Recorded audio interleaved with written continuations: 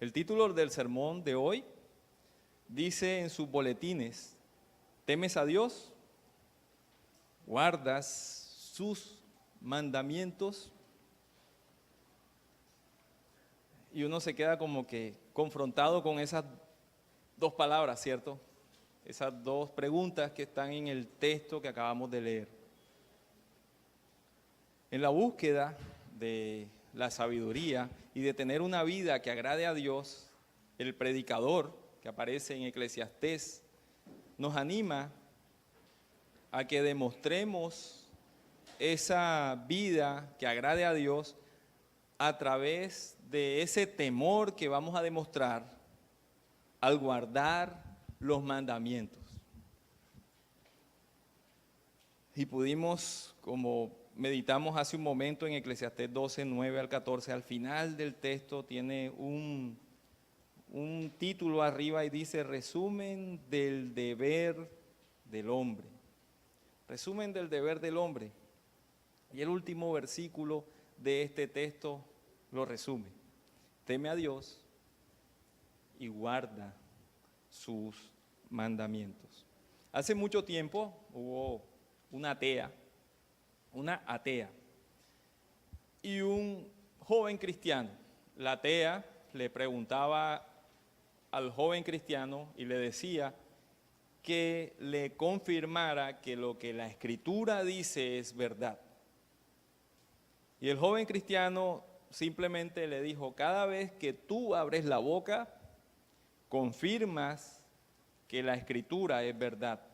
Y ella decía: pero ¿cómo puede ser esto que cuando yo abro la boca y tú me dices que cuando yo abro la boca va a ser verdad lo que la Escritura dice? Y él le dijo: sí, te voy a hacer unas preguntas y tú me vas a responder y vas a ver que en tus respuestas vas a confirmar lo que la Escritura dice. Entonces le dijo la atea: bueno, pregunta para ver qué es lo que es. Entonces él le dijo: ¿tienes miedo de Dios? ¿Y tú sabes qué respondió esta mujer? Dijo: no tengo miedo de Dios. Y él le dijo: bueno, acabas de confirmar en la Escritura, en Romanos 3:18, que dice que no hay temor de Dios delante de sus ojos. Y entonces él le dijo: te voy a hacer otra pregunta. ¿Consideras que es una necesidad para ti el Evangelio de Jesucristo? Y esta mujer respondió y dijo: no es necesario para mí. Y él le dijo: otra vez acabas de confirmar con tu boca que la Escritura es verdad. Primera de Corintios 1:18 dice: porque la palabra de la cruz es locura para los que se pierden. Y esta mujer le decía: sígueme preguntando que no te creo. Y entonces él le dijo: ¿quieres vivir? La pregunta fue: ¿quieres vivir a tu manera en lugar de vivir de acuerdo a la voluntad de Dios? Y ella dice: afirmativo, eso es lo que yo quiero. Yo quiero vivir a mi manera y no a la manera del Señor. Y él dice: acabas de confirmar un texto de la Escritura que se encuentra en Isaías 53:6, que dice: cada cual se apartó de su camino. Cada vez que hablas, mujer, confirmas que la Escritura es verdad. Los ateos no quieren saber nada de Dios, pero su incredulidad confirma que esta palabra es la verdad. Y entonces nosotros decimos: verdad, nos sirve para que podamos compartir el Evangelio a los ateos. Pero ¿por qué nosotros como creyentes no obedecemos la palabra de Dios? Nosotros que nos hacemos llamar creyentes, seguidores de Dios, no obedecemos la verdad de la palabra. El punto aquí lo puedes ver en el Antiguo Testamento con el pueblo de Dios. Usted sí se acuerda allá en el Antiguo Testamento, en Éxodo 20, del 4 al 5, que el Señor le dijo: no te harás imagen, ni te inclinarás a ella para adorarla. ¿Sí se acuerda? Allá en el Sinaí. Y ahí, estando en el Sinaí, después en Éxodo 32:8, ¿qué hizo el pueblo de Dios al que se le había dado esa palabra? se hizo un becerro de oro para adorar un Dios falso.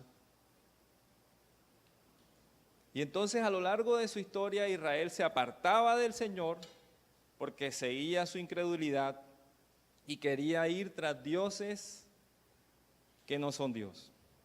Quería ir tras dioses paganos. Y entonces aquí está el libro de Eclesiastés que fue escrito en ese tiempo donde la historia del pueblo de Israel nos muestra que ellos estaban en un creciente comercio y estos hombres podían hacer fortunas rápidamente y así como las podían hacer, se les desbarataban de la noche a la mañana. Y la gente se enfocó solamente en hacer dinero. Ese era su Dios. Y por otro lado, nosotros hoy no estamos viviendo de la misma manera. La gente está afanada hoy tras de conseguir recursos económicos, como sea. Te tengo un negocio maravilloso para ti, vamos a hacer esto, vamos a hacer aquello. ¿Y para qué? Para que consigas dinero, plata. Vas a tener bastante dinero. La gente se afana. El pueblo de Israel se afanaba en estas cosas. Y cada vez tenían la tentación de olvidarse del Dios que los sacó de la miseria de Egipto. Ese Dios que los había protegido y que los había preservado para entregarle una riqueza que era mayor a la riqueza material que ellos tanto adoraban. Continuamente olvidaron a Dios y sus mandamientos.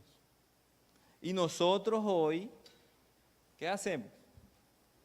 Continuamente olvidamos a Dios y a sus mandamientos. Y entonces vamos a hacer un breve resumen de lo que el predicador enseñó. Y el predicador del libro de Eclesiastés nos dio una introducción hablándonos de sí mismo, hizo una declaración de su tema en el capítulo 2 y continuó y un resumen poético de su tema en el capítulo 3 en adelante, y su tema era simple y sencillo. ¿Sabes cuál era el tema del predicador? ¿Quién se sabe un texto clave, lema de Eclesiastés? Que todo el mundo lo nombra. Vanidad de vanidades, todo es vanidad. ¿Cierto que sí? Entonces el tema era simple, el tema del predicador era que todo era vanidad. Y la palabra hebrea para vanidad significa aliento, soplo. Se refiere a lo que no tiene sentido y es efímero, no dura. Yo le pregunto a usted, hermano, le pagan la quincena y tiene un billete de 50 en su bolsillo. ¿Cuánto te dura ese billete de 50? Vas a la tienda, vas al supermercado, vas al carrito de perros, o si eres más light, vas a los jugos estos batidos, se te va. Se fue rapidito, eso no dura nada. Y entonces así nos sucede. El tema del predicador era que todo era vanidad, que no todas las cosas tienen sentido, pero él hace una aclaración. Él dice que todo no tiene sentido, o que no todo en general es vanidad, si tú no estás enfocado en Dios. Si tú estás enfocado en Dios, todas las cosas que son vanidad cobran un sentido. Si no vivimos nuestras vidas en una relación correcta con Dios, entonces en realidad todas las cosas que hay alrededor nuestro no tienen sentido. Pero si vivimos nuestras vidas de acuerdo a la voluntad de Dios para nosotros, que está aquí en la Escritura, entonces nuestras vidas tendrán un sentido. Después de esta declaración de apertura, el predicador explicó varias áreas de la vida para demostrar que todo era vanidad. Y luego, para ayudarnos a entender un poco más, utilizó la sabiduría, hizo el contraste entre la sabiduría y lo que es la locura. Y tú lo puedes ver en el capítulo 7 al capítulo 10. Y terminó con este texto que acabamos de leer, en que todo era vanidad, del capítulo 12, versículo 8. Y entonces en esta sección del texto es que vamos a basar esta enseñanza hoy. Y vamos a ver varias cosas importantes en esta sección, y la primera es que el predicador tenía una disciplina. En algunas escrituras, en algunas traducciones aparece el predicador y en otras aparece el maestro. Me gusta más la que dicen que es el maestro, porque nos da más claridad sobre lo que el texto nos está diciendo a nosotros. Y entonces del versículo 9 al 11, el predicador nos dice la razón por la cual escribió el libro, y también nos dice el método que empleó y el propósito por el cual este libro es importante para nosotros hoy. Y entonces, hermanos, si tú llevas notas, puedes tomar notas y vamos a ver la razón por la cual este hombre escribió este libro. Y entonces vas al capítulo 12, versículo 9 en la escritura, y mira lo que dice ahí. Cuanto más sabio fue el predicador, tanto más enseñó sabiduría al pueblo. Y uno diría, parece que el predicador se está promoviendo a sí mismo como que, está elevado. Pero la realidad no es esa, ¿sabes? Sus palabras no están exaltándose a sí mismo. En cambio, están diciendo de una manera sencilla y humilde que había descubierto cuál era la razón de esta sabiduría. Y entonces lo podemos ver en un texto que está en un salmo, y es el Salmo 111, versículo 10, usted se lo sabe. Y dice el Salmo 111, versículo 10, el temor de la sabiduría, el principio de la sabiduría es el temor del Señor. Están atentos, hermanos, qué bien. Esto es también lo que dijo el predicador en Proverbios, capítulo 9, versículo 10. El temor del Señor es el principio de la sabiduría. Y el predicador había descubierto que todas las verdades de la sabiduría se encontraban en el temor del Señor. Si has descubierto la verdad de la sabiduría, si has descubierto el temor, que es el temor del Señor, ¿qué harías tú normalmente? Compartirlo. Si tú descubres cuál es el principio de la sabiduría y que se encuentra en el temor del Señor, ¿qué harías tú? Compartírselo a los demás, ¿verdad? Acabas de descubrirlo y ¿qué haces? Lo compartes, lo enseñas. Y esto es lo que está haciendo este hombre. ¿Te sientes tú obligado a enseñar a otros lo que el Señor hizo en tu vida? ¿Te sientes tú forzado a llevar lo que el Señor te está enseñando a ti en tu vida, en lo cotidiano? Téngalo ahí. El método empleado, este hombre lo enseña aquí, y él dice que el primero lo que hizo fue escuchar, y después dice que hizo escudriñar. Y eso lo vemos en el capítulo 12, versículo 9, donde dijo que él escuchó y escudriñó muchos proverbios. Y entonces uno dice, ¿pero qué son los proverbios? ¿Son dichos? ¿Son cosas sapiensales? Los proverbios es amplio el término y considera también o caen dentro de esa connotación la literatura que habla acerca de dichos, acertijos, parábolas. Esos son proverbios. Cuando el predicador escribió su libro, él dice que él escudriñó todos esos proverbios, y en su época esos proverbios eran normales que se dieran. Este hombre prácticamente lo que hizo fue sopesar, poner en una balanza lo que decían esos proverbios, pasarlos por la lupa, a ver si eso era verdadera sabiduría. Y finalmente, después de que hizo todo ese trabajo, los arregló, los meditó, descartó, ordenó, y lo hizo con gran cuidado. El versículo 10 nos dice la segunda forma en que el predicador enseñó a la gente el conocimiento. Y dice, procura el predicador hallar palabras agradables y escribir rectamente palabra de verdad. Usted ahorita me acaba de decir un proverbio que se encuentra en este libro, el capítulo 1, versículo 2, y podemos volver a leerlo y puede ir usted a su Biblia ahí, dice, con esas palabras agradables y palabras de verdad, dice, vanidad de vanidades, dice el predicador, vanidad de vanidades, todo es vanidad. ¿Cómo se escucha? Agradable, está bien organizado y dice una verdad. Dice también el capítulo 1, versículo 5, el sol sale y el sol se pone. Se apresura al lugar de donde se eleva. Pero el predicador no está buscando entretención, no está buscando entretenernos a pesar de que lo que él está diciendo está organizado, es agradable para escucharlo y nos está diciendo una verdad. El predicador busca algo más. Él busca algo que nos lleve a nosotros a obedecer al Señor. Él tenía un mensaje serio para entregar al pueblo de Israel. Y entonces sus palabras no eran meros proverbios como los que deambulaban en su tiempo, sino que eran la verdad. Y vamos a descubrir eso en el texto. El predicador quiere que sepamos cómo vivir una vida que agrade a Dios.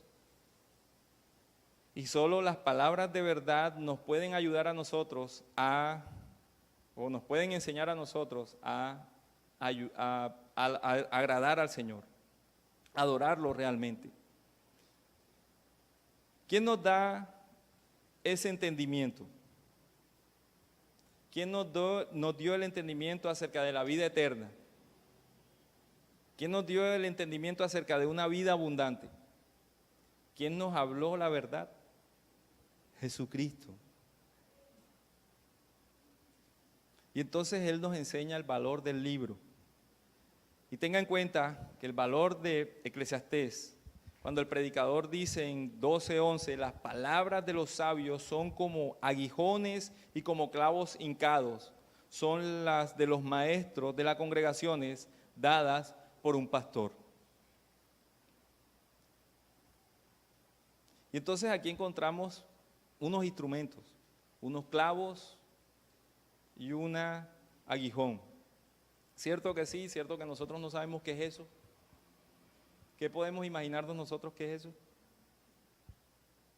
¿Qué se le ocurre a usted, hermano, cuando lee este texto bíblico y encuentra que se está hablando acerca de esos clavos y de un aguijón? No sabemos, ¿verdad? Los clavos de esos de concreto que clavamos en la casa o de madera. Pensamos así, pero resulta que no es eso. Un aguijón era un antiguo instrumento de ganadería. Era una estaca, se le sacaba punta, se le ponía un metal filoso y se utilizaba para apoyar al ganado y obligarlo a caminar. El ganado es perezoso y lo que tenían que llevar de un sitio a otro, no había camiones, eran varios días de caminata y a veces se querían quedar. Y entonces, ¿qué tenía que hacer el pastor? Pullar al animal para que caminara por el sendero correcto y no se desviara. A ese aguijón se está refiriendo el predicador. Y entonces uno puede recordar, oye, yo escuché ese aguijón en el Nuevo Testamento, pues allá en el libro de Hechos, capítulo 26, versículo 14, cuando el Señor le habló a un apóstol, ¿sí se acuerdan? En su conversión, le dijo, Saulo, Saulo, ¿por qué me persigues? Dura coces te es dar coces contra el aguijón. Hechos 26, 14. Entonces las palabras del predicador están diseñadas para impulsarnos a nosotros a caminar por el camino que debemos de andar y no descarriarnos, a hacer lo correcto. Y entonces uno dice, pero ahí dice que hay unos clavos. Él habla de unos clavos ahí. No son los clavos con que ponemos en la pared o colgamos un clavo, un cuadro en nuestras casas. Los clavos a los que se está refiriendo el predicador son los clavos que se utilizaban para anclar las tiendas en ese tiempo. Usted recuerda que en ese tiempo y hoy en día, en esa región ocurren tormentas de arena. De pronto no las has visto, pero sí has visto películas donde ocurren estas cosas, ¿verdad? Entonces, ¿qué sucede cuando vienen esos vientos fuertes con arena? Lo que no esté anclado, sale volando. El predicador nos dice que al igual que las uñas firmemente fijadas, son los dichos recogidos. Los clavos que el predicador está diciéndonos que son esas clavos de tienda, de campaña, se clavan en el suelo para que esa tienda no salga volando. Entonces los dichos recopilados que el predicador nos está dando, nos ayudan a estar firmes y estables en las situaciones que se presenten en nuestra vida, en cualquier viento de doctrina que se presente. Las palabras del predicador y los dichos recogidos del predicador, ¿sabes a qué nos llevan? A un término que utiliza al final de ese texto y es, al final de ese versículo y es, dadas por un pastor. Y ese término dado por un pastor, en el Antiguo Testamento lo busqué y solamente aparece 2 veces. En el Antiguo Testamento nada más aparece 2 veces. Y está en el libro de Ezequiel, 2 veces. Ezequiel 34:23 y Ezequiel 37:24. Y se está hablando ahí, el Señor está hablando ahí al rey David, que se le iba a dar un hijo. Pero se estaba hablando de que ese hijo era el rey y pastor. ¿Y sabes quién cumple ese oficio? Jesucristo. Y en el Nuevo Testamento también lo busqué y solamente aparece una vez. ¿Y sabes quién lo usa? Lo usa Jesús en Juan 10:16, donde Él lo usa a sí mismo. Él lo usa para referirse a sí mismo como el pastor. Entonces el predicador lo que está exclamando y diciendo es que no son las palabras de él, son las palabras que fueron dadas por el único pastor, y ese único pastor es Jesucristo. No es sabiduría humana. El único pastor que nos puede llevar a nosotros al conocimiento del temor del Señor y a vivir de acuerdo a su voluntad y cumplir sus mandamientos es el buen pastor, que da su vida en rescate por nosotros, los pecadores. Y el predicador está declarando esto.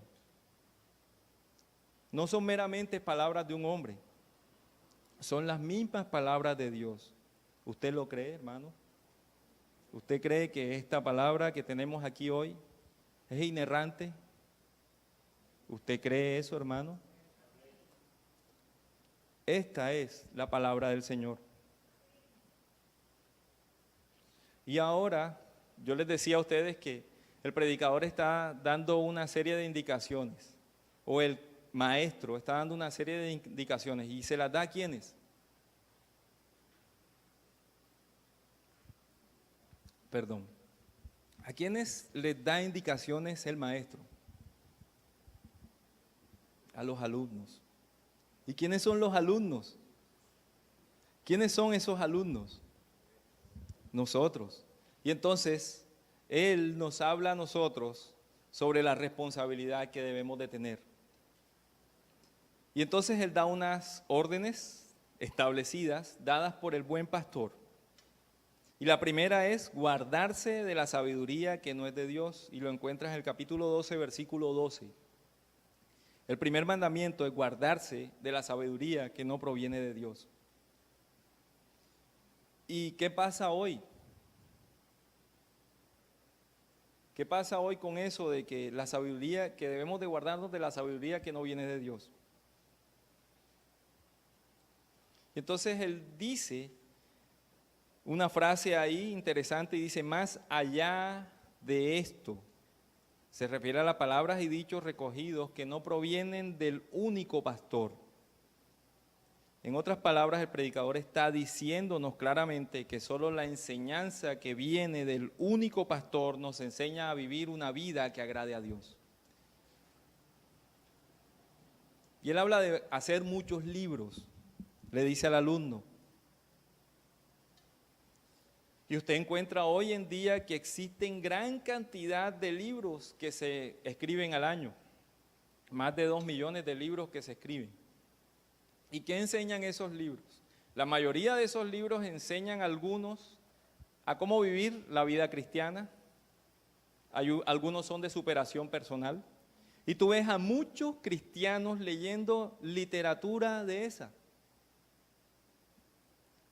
Walter Rizzo. Otros se van, Rick Warren, y en fin, se van a leer esos libros.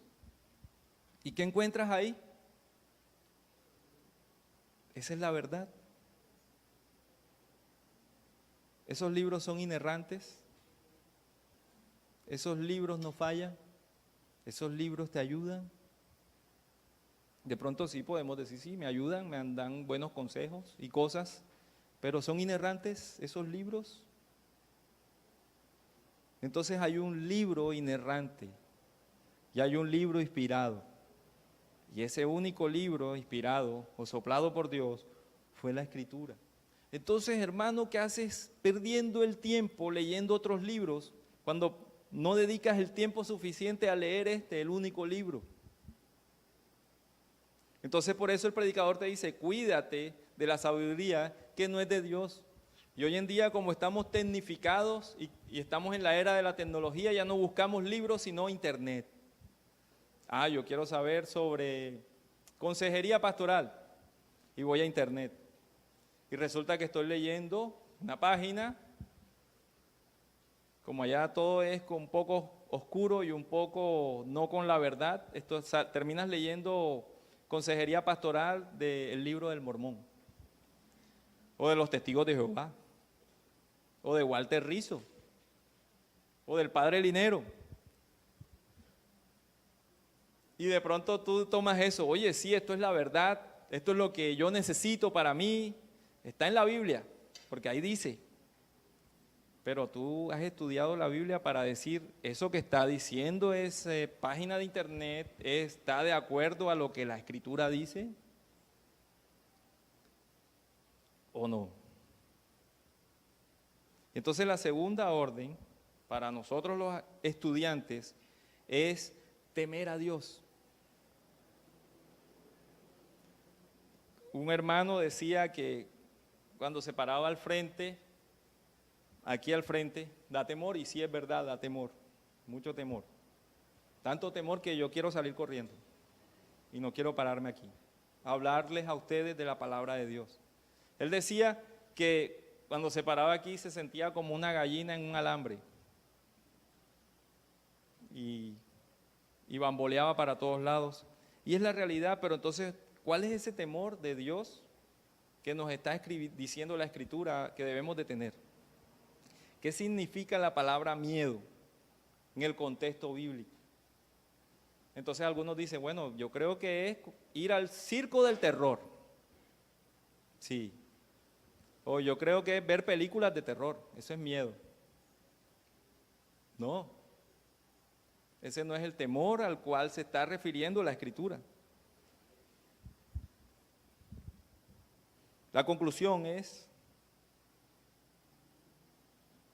cuando todo se ha oído, en otras palabras, está diciendo que es una conclusión de que todo el consejo del Señor se te ha dado, y eso debe despertar un temor reverente en tu corazón. Y entonces ese miedo, dice la palabra, encontré en un diccionario bíblico esto, y dice que estaba en el Antiguo Testamento ese temor reverente en Proverbios 1:7, no lo voy a leer, Job 28:28, usted puede anotarlo y leerlo cuando se refiere al temor. Proverbios 1:7, Job 28:28 y Salmo 19:9. Dice que es un miedo unido con amor y esperanza. Y dice que no es un temor esclavo, como el que siente la gente que va al circo del terror, o el que ve las películas de terror, El Aro y esas cosas. Dice que es un temor reverente, un temor unido con amor y esperanza. ¿Y dónde encuentra usted amor, esperanza y reverencia al Señor? Sino cuando llegamos a la conversión, ¿cierto? Donde tú te diste cuenta y nos dimos cuenta de que no merecíamos del Señor y que estábamos condenados. Y que el Señor, en su gracia, amor, misericordia, derramó en nosotros el sacrificio de su Hijo y nos atrajo hacia Él y puso la fe para que nosotros pudiéramos ver la obra completa de Cristo. Y eso hizo un cambio en nosotros, ¿verdad? Hizo un cambio en nosotros. Y entonces nosotros podemos ver y cantar como lo cantábamos hoy, con amor, con esperanza, con gozo, ese temor reverente, ese temor que nos hace venir hoy los domingos a congregarnos aquí para adorar y glorificar al único Dios verdadero que es nuestro Señor. Dios, el Creador Todopoderoso, nos hizo. Nosotros somos simples criaturas. Dios es eterno. Y nosotros estamos hoy aquí, pero mañana no estamos. Dice la Escritura, con bellas palabras, que la vida del hombre es como la neblina. Y los que la han visto, de pronto aquí en los Andes, eso llega y se va, ¿verdad? Rapidito, desaparece. Así como llega, se desaparece, así es la vida del hombre, dice la Escritura. Y entonces Dios es eterno, Dios es santo, santo, santo, y nosotros somos pecadores. Y es lógico que nos mantengamos en temor reverente ante un Dios santo, santo, santo. Dice la Escritura que los querubines se tapan el rostro, los pies. ¿Y por qué lo hacen? Y están en su presencia. Porque tienen un temor reverente. Y el comentarista, un comentarista que encontré, dice lo siguiente: temer a Dios es tomar a Dios en serio, reconocer en nuestras vidas como nuestro dueño, nuestro Señor, honrarlo y adorarlo, centrar nuestras vidas en Él. Y con toda razón lo dice el comentarista. Y ahora ese comentario del comentarista es una pregunta para nosotros. ¿Usted toma a Dios en serio? ¿Usted reconoce al Señor en su vida como su dueño y amo? ¿Usted reconoce al Señor y lo honra con su vida? ¿Lo adora? ¿Está centrado tu vida en Cristo Jesús?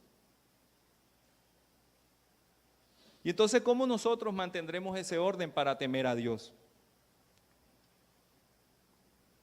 Y entonces el predicador nos dice que nosotros debemos demostrar ese temor reverente al poner en práctica su palabra. Suena fácil, ¿verdad?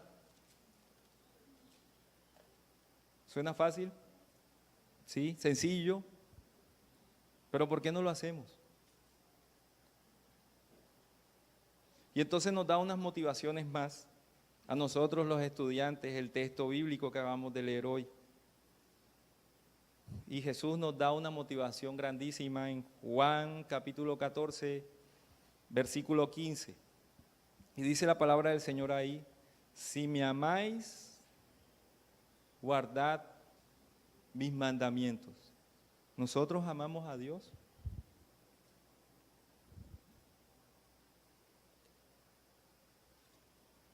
Y entonces nos da una motivación para que nosotros aprendamos a amar al Señor y nos dice cuál es el propósito o el diseño de nosotros. Y Él lo dice en el versículo 13 porque dice que esto concierne a toda persona. Y entonces está diciendo que ese es nuestro deber y nuestra esencia como cristianos, como hijos de Dios. ¿Y cuál es esa respuesta. ¿Cuál es nuestra esencia? ¿Cuál es nuestro propósito? No sé si usted ha leído el Catecismo Menor. La primera pregunta dice, ¿cuál es el fin principal del hombre? ¿Cuál es el propósito del hombre? Y la palabra dice ahí, con textos bíblicos, el fin principal del hombre es glorificar a Dios y gozar de Él y de sus beneficios para siempre. Y entonces Dios nos ha diseñado para admirarlo y para guardar sus mandamientos. Ese es el diseño de Dios y esa es la motivación que Dios nos da a nosotros para vivir de acuerdo a su voluntad. Y la segunda motivación que nos da a nosotros como creyentes es el juicio de Dios. Dice el capítulo 14, porque Dios traerá toda obra a juicio junto con todo lo oculto, sea bueno o sea malo. Nada será excluido del juicio de Dios. Y el juicio de Dios es inminente, hermano. El juicio de Dios está cada día más cerca. Nada será excluido de ese juicio de Dios. Cada cosa secreta que tú tienes por allá guardada será puesta a la luz. Por supuesto, si confiaste en Jesucristo para salvación, entonces Jesús ya pagó por tus pecados, por tus actos pecaminosos. Su justicia es imputada a ti. Pero si no confías en Jesucristo, cada juicio, cada cosa oculta, cada palabra, cada pensamiento, será puesto delante de ti en el juicio donde no hay revés. Confía en Jesús para tu salvación. Y el juicio de Dios entonces es una motivación, no una amenaza. Alguno dirá, pero es una amenaza porque me estás diciendo que voy a ir a un juicio. Pero no es un juicio para ti como creyente. No es una amenaza para ti como creyente. Si tú amas a Jesús, vas a guardar sus mandamientos. Nosotros no guardamos los mandamientos de Jesús porque nos queremos librar del juicio de Dios. Nosotros guardamos los mandamientos porque estamos agradecidos con un Dios santo y justo y bueno que nos rescató a nosotros, los miserables pecadores, y nos dio vida juntamente con su Hijo. Y espero que esta verdad sea para ti hoy una realidad, que esto sea cierto para ti hoy, esta mañana. Amén. Amado Padre eterno, Señor Dios Todopoderoso, reconocemos, Dios, delante de ti que nos hemos comportado como impíos, Señor. No obedecemos tu palabra, Dios. Hay vanagloria, ego y rencor en nuestros corazones. Pecamos, Señor, con nuestros pensamientos, pecamos con nuestras acciones, Dios. Herimos a nuestros seres queridos, herimos a nuestros hermanos en la fe y actuamos de manera egoísta, Señor. Padre, te pedimos que nos perdones, Dios, por cada pecado, Señor, que hemos cometido ante ti. Que tú nos ayudes, Señor, a tener las motivaciones necesarias para honrar tu gloria, para darte la gloria a ti, Señor, para cumplir ese propósito, el cual tú nos diste a cada uno de los que nos llamaste, Señor. Padre, te damos gracias, Dios, porque eres tú quien hace esta obra y no somos nosotros. Eres tú quien pone la motivación en nuestros corazones, Señor, de leer tu palabra cada día. Eres tú el que pone el deseo en nuestros corazones de vivir de acuerdo a tu verdad, Señor. Padre, te pedimos que nos ayudes, Señor, a invertir más tiempo en la lectura de tu palabra, Señor, y a estar alertas, Dios, ante cualquier doctrina errada, Señor, que sea contraria a tu verdad. Padre, te damos muchas gracias, Señor, porque sabemos que tú haces esto en nuestras vidas. Te damos gracias en el bendito y glorioso nombre de tu amado Hijo, nuestro Señor Jesucristo. Amén.